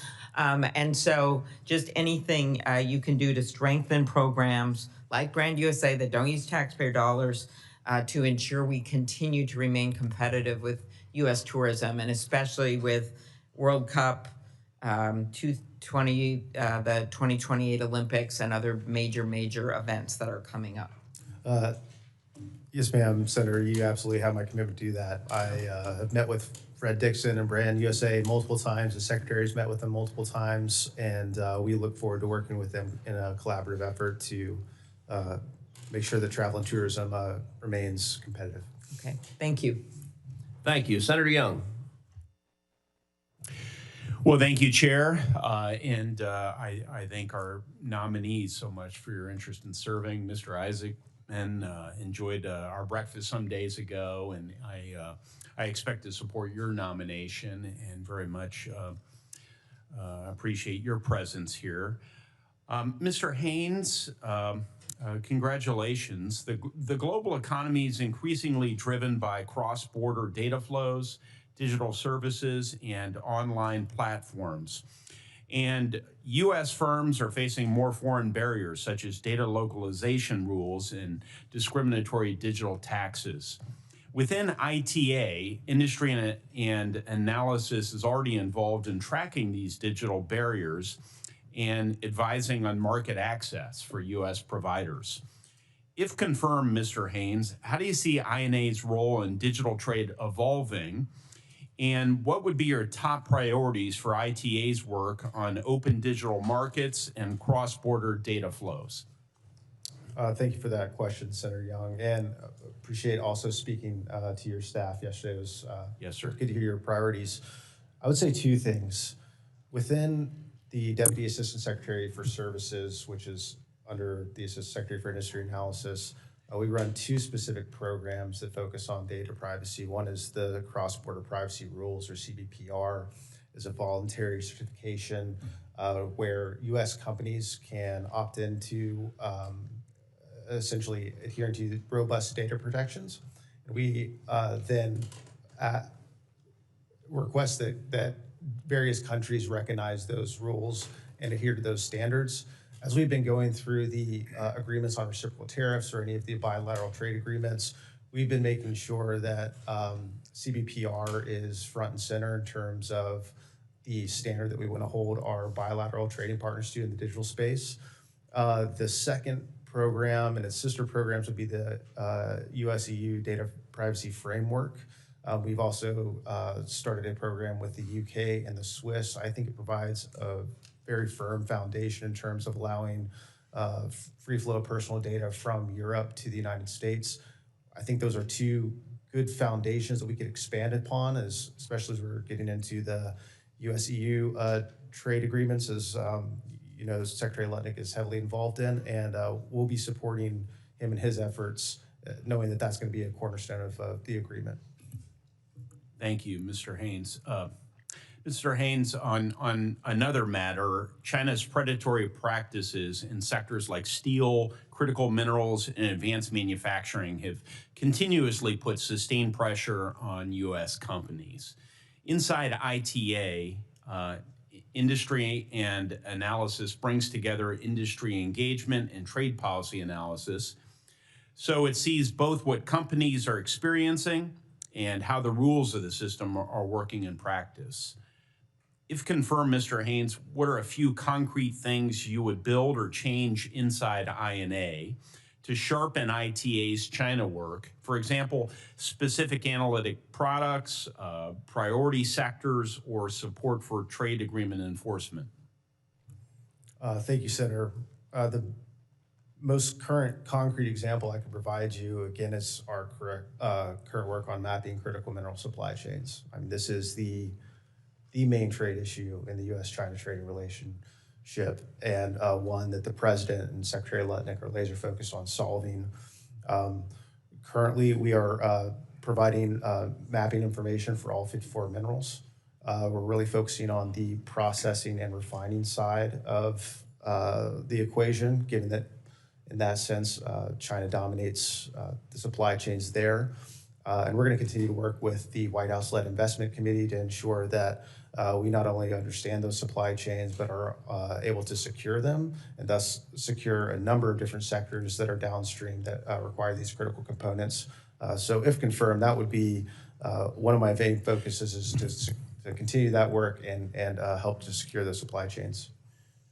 Well, since your point of emphasis is on critical minerals, maybe you could speak to this. I've advocated for a number of years running that our country develop a national economic security strategy. This would be an analog to our national defense strategy. It's a subset of an economic security strategy would be a strategy for critical mineral resilience and sourcing on an ongoing basis. Might INA play a role in development of a written strategy subject to scrutiny, but ultimately some measure of consensus around what the policy is, so that we could develop a policy that would endure beyond this administration, just as we do through a national defense strategy? Yes, sir, Senator. I would imagine that any strategy like that would probably be White House-led, like a national security strategy, national defense strategy. And if something like that were to come into existence, I would imagine that we would absolutely be asked to provide support in developing that. And if it does come to fruition, and I'm confirmed, would be delighted to do so. Well, great. Well, I hope we'll have an opportunity to work together on that broader matter, which I agree would have to come from the White House. I know they're listening, so I thought I'd bring it up. But I expect that I will be supporting your nomination, and thank you for answering my questions. Chairman? Senator Rosen. Well, thank you, Mr. Chairman, and thank you to the witnesses here for taking us to space and a little bit more, we'll say Nevada specific, because we have a proud graduate of University of Nevada, Rena, here, who knows lots about critical minerals in our state and tourism in our state. And I fully support working on a national strategy, because Nevada, of course, has some of the largest critical mineral deposits in the country. And so we are very mineral rich, as you know, and thank you for being here. But I'm going to focus a little bit on tourism. I'm going to bring us down to earth and ask about my travel and tourism work and some of the bills that we've had. Because in 2023, I had a bipartisan bill, the Omnibus Travel and Tourism Act, was signed into law. And that bill created a position of Assistant Secretary of Travel and Tourism at the Department of Commerce. The new position is the first tourism dedicated assistant secretary in the United States, and among other matters is responsible for setting annual visitation goals, creating whole of government strategies to ensure that visitation goals are met, establishing interagency coordinations to support U.S. tourism, which I would argue is in the top economic driver of every state in our great nation. This new office will also play an essential role to reducing barriers to travel and leveraging new technologies to make travel safer and more efficient. However, despite the critical importance of this role, especially as the tourism industry continues to face significant challenges amid global uncertainty, the position remains vacant. Moreover, there's currently no Deputy Assistant Secretary for Travel and Tourism in place either. As a result, the National Travel and Tourism Office is led today by an acting Deputy Assistant Secretary, further underscoring the leadership gap in the space. And so it all means that tourism remains a sub-office, although critical to our national economy, remains a sub-office overseen by the Assistant Secretary for Industry and Analysis, position for which you are nominated, rather than by a new Assistant Secretary dedicated solely to focusing on the ecosystem. And it is an ecosystem. It's weather, it's infrastructure, it's workforce, it's broadband. We could go on, but someone who really focuses on this strategy for our economic growth. So Mr. Haynes, fully implementing the Omnibus Travel and Tourism Act, filling these key leadership roles are essential to strengthening our travel and tourism sector, our business sector. So can you speak to the importance of prioritizing travel and tourism, the substantial benefits the tourism industry provides, the economic impact tourism business travel provides, and how will you support that if confirmed, and until such time we can get an Assistant Secretary for Travel and Tourism? Thank you, Senator Rosen. I knew I could expect a good, robust travel and tourism question from you in the great state of Nevada. You lived in Nevada long, so you know how to even say Nevada. Thank you. Yes, ma'am. So a lot to unpack there. Well, first, you'll be happy to know that our Deputy Assistant Secretary for Travel and Tourism is going to start in January. Rob O'Leary, he's going to be absolutely excellent. We're excited to have him, and he will be spearheading a lot of the important work that you just highlighted. Come bring him to our office to meet our team, please. Yes, ma'am. I would love to have the same invitation as well, if possible. Yes, absolutely. I would say 3 things that I would be focused on to boost travel and tourism. Number 1 would be to modernize the Survey for International Air Travelers program, which is housed within NTTO. It's currently done by hand. We have only been able to get about 100,000 surveys of international visitors a year, well short of the 1% mandate by this committee. We just put out a competitive bid a few months ago to digitize and automate that, hopefully getting more robust insights into travel and tourism trends and be able to capture a larger data set. And through that, be able to come up with better strategies at a more granular level to attract visitors. The second piece would be we're rolling out a new tool this month, hopefully, and if confirmed, I would love to come talk to you about that. And it is going to be a 50-state travel and tourism competitiveness matrix, to where we currently understand where the United States fits in terms of global travel and tourism competitiveness. This would be able to say, the state of Nevada hypothetically ranks number 9 in attractiveness because they love the gaming, the food, the entertainment. But international visitors thought the weather was bad, the infrastructure, just you name it, and be able to come up with concrete recommendations for every 50 state of how to increase their competitiveness as a travel and tourism destination. This is a program that we're very excited about, would like to roll out far and wide. I would look forward to collaborating with you on that, because we've been doing a lot of work on it over the last 6 or 7 years, and I have some significant input that might be helpful to you. And I welcome you working with our team to make it as robust as possible, because there's a lot of pieces and parts that go into making places attractive. A lot of it's infrastructure. And so there's a lot to talk about there. So I appreciate that. Yes, ma'am, Senator Rosen. And on the assistant secretary piece, obviously, only the president can nominate someone. I will say with the, let's say, bureaucratic minutia, the authorization is well recognized. I know that Secretary Lennick puts a high value on that. Still would need an appropriation to build it out. I think it's going to be about $3.5 million. We have appropriated the money in prior budgets. We're currently, our NTTO budget is about $7 million. $6 million of that is SIAT, and at least within the $56 million contract or budget within INA. I don't want to say there's no money in the banana stand, but I think we'd be looking to a specific appropriation from CJS to build that out. Thank you. I see my time is up. I see Senator Capito there. Thank you. Mr. Isaacman, I'll submit my questions on microgravity and other things in all great space for the record. Thank you. Thank you. Thank you both for being here. And Mr. Haynes, thank you for your willingness to serve. I think most of my questions are going to go to Mr. Isaacman, but so I didn't want you to take that as a slight in any form or fashion. So I have been a strong supporter of the growing West Virginia, we talked about this, West Virginia, Pennsylvania, Ohio space economy for many years, and believe that this region, perhaps best known for its energy and infrastructure prowess, has a unique opportunity to emerge as a leader in space energy and infrastructure. So Mr. Isaacman, as someone who's built successful businesses in Pennsylvania, what role do you see for states like Pennsylvania, West Virginia, and Ohio working regionally that can share the space and technology attributes that are not in Texas, Alabama, Florida, California? I'm glad Senator Cruz is not here, in shaping the future of America's space ambitions. Senator, I really appreciate the question.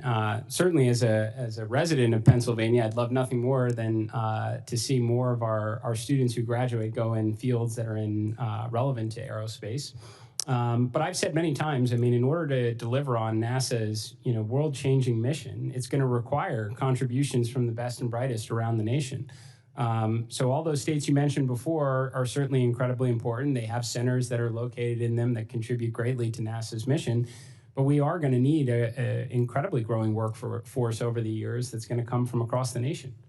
I like the answer of the Keystone Space Collaborative, which is what I was talking about. I think also when you have centers of excellence around and participating in the manufacturing or the technology or innovation, it inspires the next generation. You can have cooperative agreements, internships, and other things to get that next generation. I would note, yesterday I was sent a letter that was sent to the chairman and ranking member where numerous former astronauts spoke in favor of your nomination. I think when you and I spoke before, I spoke about one in particular that I have great admiration for, and I saw her name on the list, Peggy Whitson. So that's good enough for me. She is a remarkable astronaut woman and an inspiration to generations. And she came to West Virginia with me, and our young girls were just awestruck by her. So congratulations on securing that letter. That I think that goes a long way. I want to talk about IV&V. That is located in the Katherine Johnson it's not in Parkersburg, in Bridgeport. Katherine Johnson IV&V facility. As you know, this does the independent verification and validation. There's always this sort of looming threat that all of this is going to get privatized. I would certainly argue for that facility being very cost-effective, efficient, and the capabilities are tremendous there. I would like to talk to you about this in greater depth when your nomination is positively affirmed by this Senate.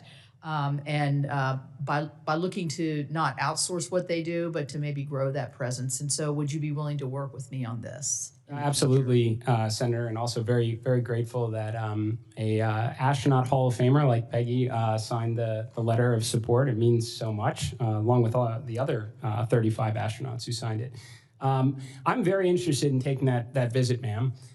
Because I think in a world that we all envision someday in the future with lots of space stations and deep space missions, the reliance traditionally on mission control and hardware will diminish as we need to have more onboard decision making and perhaps even the inclusion of AI onto some of our vehicles and even satellites, which will only increase the importance in terms of the integrity of the software. So I think it will obviously have a continuing role to support NASA, but perhaps many other agencies within the government as well.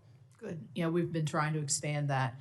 I would just very quickly, and this is not a short answer kind of question, but as we see the pursuit of our space program and others around the world, the Chinese in particular, to try to get back to the moon, there's a lot of discussion on power generation on the moon.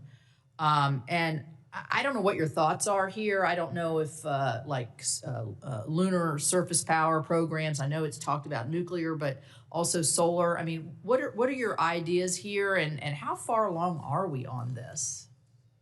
Senator, so I love this topic, so I could far exceed our time here. So I want to offer up, I would welcome any opportunity to discuss further, but I'm very big in nuclear in space. I mean, there are numerous applications for it. There's propulsion applications with nuclear electric, nuclear thermal propulsion. There's surface power requirements. We're going to need surface power, for applications that don't have direct sun exposure. We're going to need surface power to likely manufacture propellant for missions to and from Mars, and certainly deeper space exploration missions where there's less solar effectiveness. So it's an area that I think is squarely within NASA's mission to be working on the near impossible, to do what no one else can do and attract the talent that will want to work on exciting mini Manhattan Project-like programs. Thank you. Thank you both, and thank you both for your willingness to serve.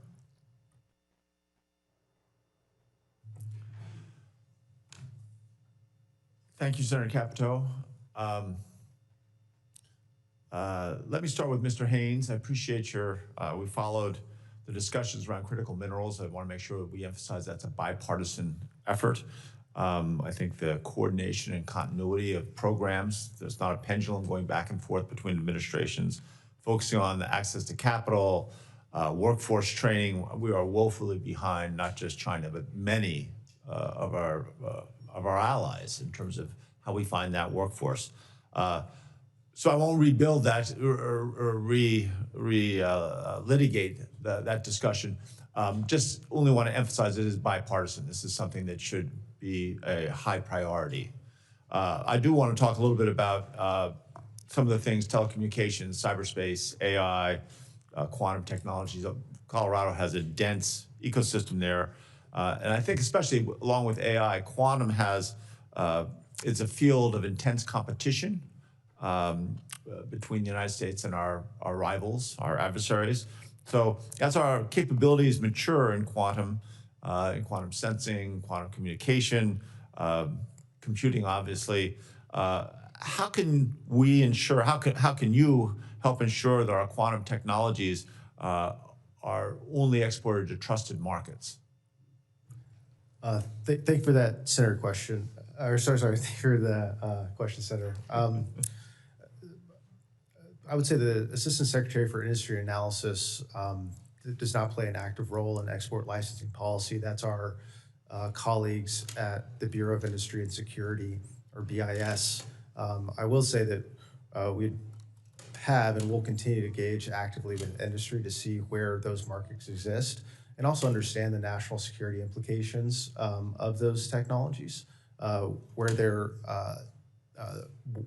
they rack and stack in terms of competitiveness with international competitors.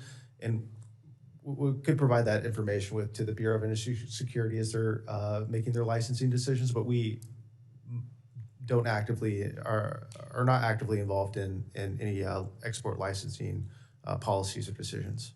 Great, I appreciate that. And I think we've got a lot of work to do on there. Mr. Isaacman, we share the same bipartisan goal that the United States should be laser focused on returning American astronauts to the moon, reaching the next frontiers in space exploration. I think I'm still the only scientist in the Senate who's actually done provided peer-reviewed papers. Back in May, you answered some of our written questions. I thought this was very well stated, so I repeat it, that you want NASA to be a force multiplier for science, which I think is essential, launching more missions, more telescopes, more probes, more rovers. You also said that you can be expected to be a passionate advocate for science.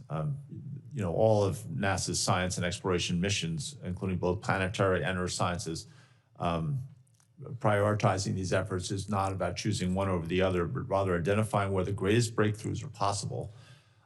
Certainly now you're dealing with a budget issue that's fairly dramatic. So I wanted to see how you balance that. Can you confirm, you know, where you believe NASA's scientific and exploration missions are they complementary, or do they end up becoming, because of budget issues, mutually exclusive?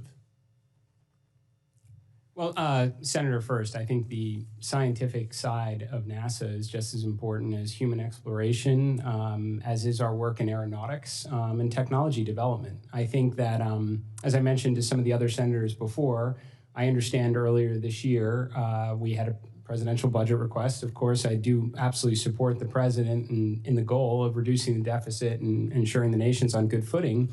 But that said, a lot has changed since then. I mean, and this is something that if I am confirmed, I'd love to get my arms around, because we have been on a continuing resolution. I mean, earlier this year, I understood that perhaps even the Nancy Grace Roman telescope might launch under initial budget requests. I've since been informed that that is no longer the case. So simply put, Senator, I'd love to know where we stand today. But as I've told other senators, you know, in terms of dollars allocated from Congress, we will absolutely maximize the scientific value of every one of them. Sure, I appreciate that. And the Nancy Grace Roman telescope is a good example. Is Goddard Space Flight Center in a similar position in terms, I know that there's looking at certain potentially draconian changes to their budget? I mean, Senator, I'm nothing more than I would read the same things that other people do. If you ask me, I think Goddard is very important to spearheading the scientific efforts of NASA. Right, great. We agree. I appreciate that, and I do recognize is the difficult choices that tight budgets create for all of you, and I appreciate that. I'm out of time, even though now I'm left to be the chair. I think the compulsion is that I have to curtail my questions, but I have a couple more questions I'm going to submit in writing to you guys. And again, I appreciate both of your willingness to serve the country in these roles. So Mr.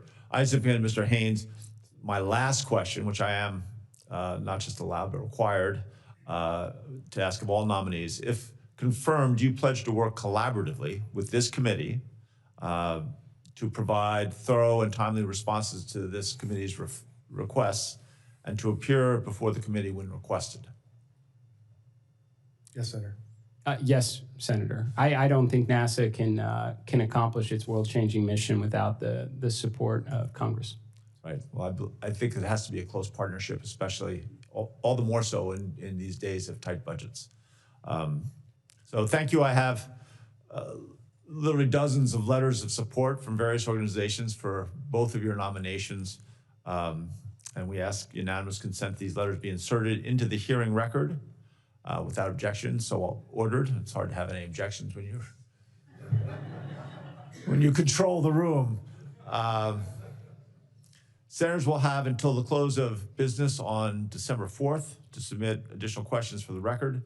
The nominees will have until 11 a.m. on December 7th to respond to those questions. That's a pretty quick turnaround, but hopefully that doesn't put you in too difficult a position.